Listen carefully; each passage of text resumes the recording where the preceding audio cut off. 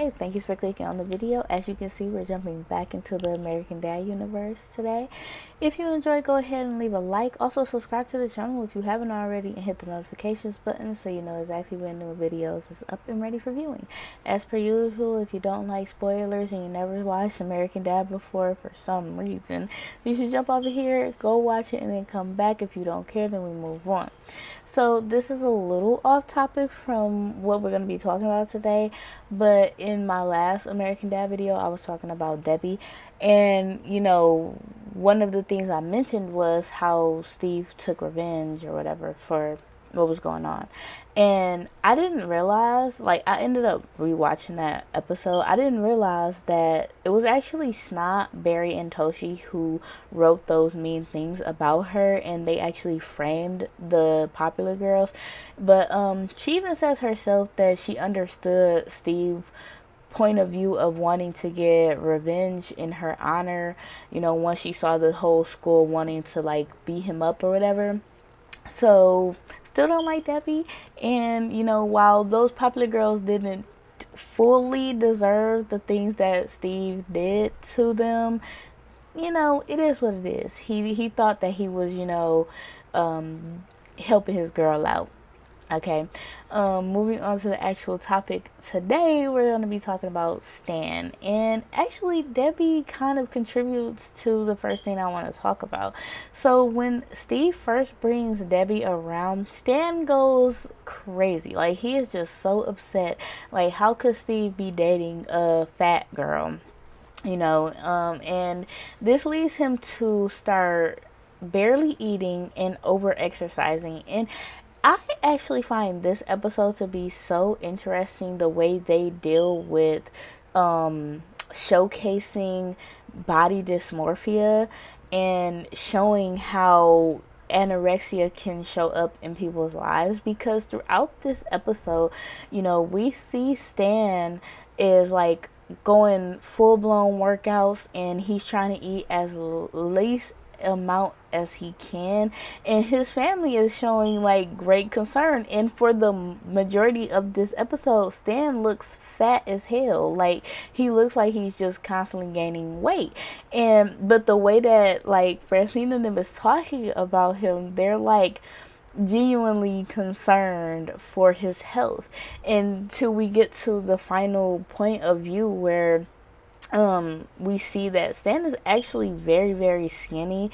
His excessive exercising and not eating has really taken a toll on his body, and he is in dire need of some food or he will die. And that is why Francine and Haley especially were like very concerned for him. Like, the way they reveal him being so scrawny, I thought was actually very well done.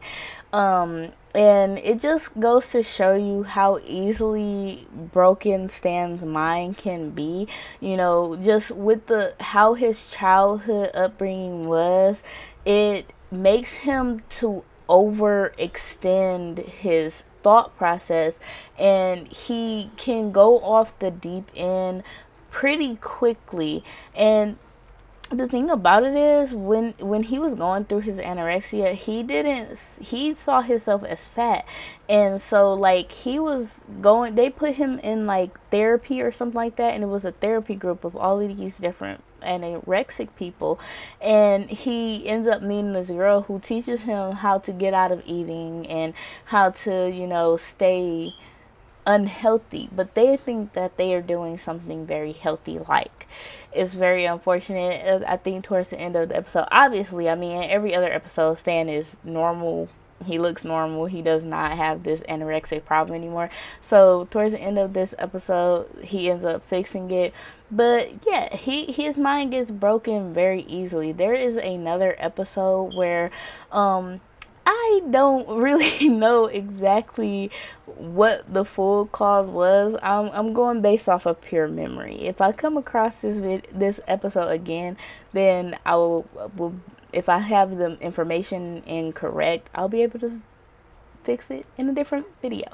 But I'm pretty sure in this particular episode, Stan was out to lunch with his coworkers, and he's going back to the office because I guess he has a meeting or something, and he witnesses like multiple deaths in the span of like 3 minutes or less, right?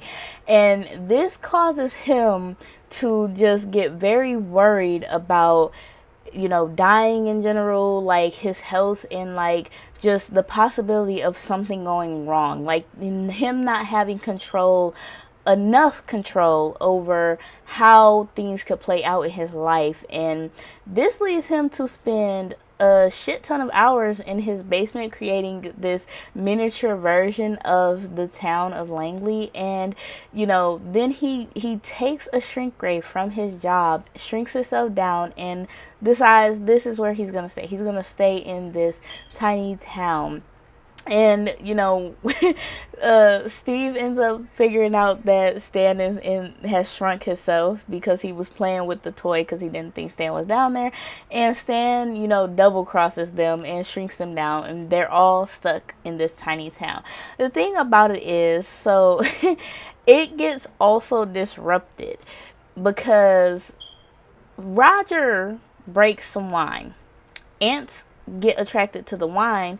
He created a food mountain on this tiny town so that he could survive. This is the issue with this food mountain. One, ants are probably going to get attracted to it no matter what because it's food. Two, that shit is going to spoil at some point. Just because it's mashed potatoes don't mean that it's not going to spoil. So, I don't know. His thought processes really didn't go that far. He should have shrunk down some canned foods. That would have been smart. Shrunk down canned foods and a can opener, and there you go. But he was illogical because none of the shit he was doing made sense to begin with, you know. And this is the thing. He thought he had control because everything was plastic, nothing was real. And in the moment that things went wrong, his first thought was to shrink again because he made another tiny town in the basement of the tiny town house that he had. How he created a basement in that is beyond me, but I would have to assume that like if he shrunk again, he would just do it all over again. Ridiculous, you know. Overall, again, I think Francine was able to talk some sense into him, and things get fixed by the end of that episode. But again, that just goes to show you how broken his state of mind is. This last thing that I want to talk about with Stan just goes to show you just what created his mind to be so broken, right? To easily be influenced to go to extreme lengths, right? So this particular episode, I don't really remember what Steve and his friends did, but Stan never likes when Steve is hanging out with his friends. So they probably was just chilling and really didn't do nothing. But, you know, that pissed him off. And he's like, y'all are always in this house. Y'all never outside. And he does some type of simulation where they're in the woods or whatever. So Steve and his friends figure it out because they see the control panel. And they swap places with Stan. And they choose to create from his memories.